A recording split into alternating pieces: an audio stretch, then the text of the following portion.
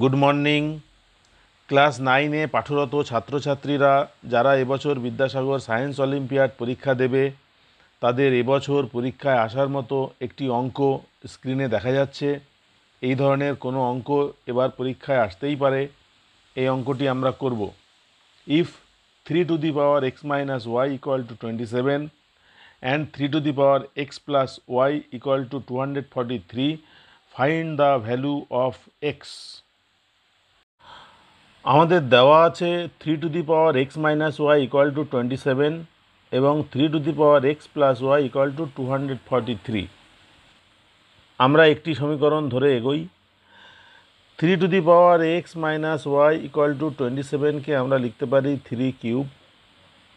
আমরা জানি একটি সূত্রের কথা, সূচকের, সেটা হচ্ছে x to the power a equal to x to the power b হলে আমরা লিখতে পারি এ ইকুয়াল টু বি। এটা হচ্ছে সূত্র।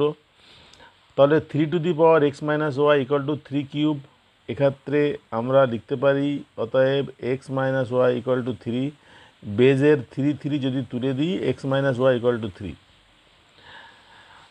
আর এখানে 2 নম্বর যে সমীকরণটা দেওয়া আছে সেটাও একই রকমভাবে আমাদের করতে হবে।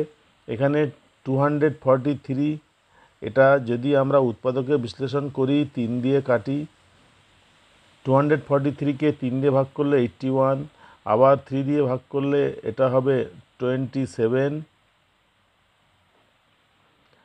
আবার 3 দিয়ে ভাগ করলে এটা হবে 9, আবার 3 দিয়ে ভাগ করলে এটা হবে 3। তার মানে 243 equal to 3 to the power 5, 1 2 3 4 5। তাহলে এই ক্ষেত্রে এই সমীকরণকে আমরা লিখতে পারি 3 to the power x plus y equal to 3 to the power 5। উভয় সমীকরণ থেকে বেসটাকে যদি তুলে দেওয়া হয় তাহলে আমরা লিখতে পারি x plus y equal to 5। তাহলে এখানে আমরা পেলাম x minus y equal to 3, আর পরের সমীকরণ থেকে পেলাম x plus y equal to 5। X plus y equal to 5, x minus y equal to 3। আমরা যদি সমীকরণ দুটি সমাধান করি তাহলে এক্স ওয়াইয়ের মান পেতে পারি। যদি যোগ করি, অ্যাডিশান, তাহলে মাইনাস ওয়াই প্লাস ওয়াই কেটে যাবে, 2x ইকুয়াল টু 8। এখান থেকে পাই x ইকুয়াল টু 4।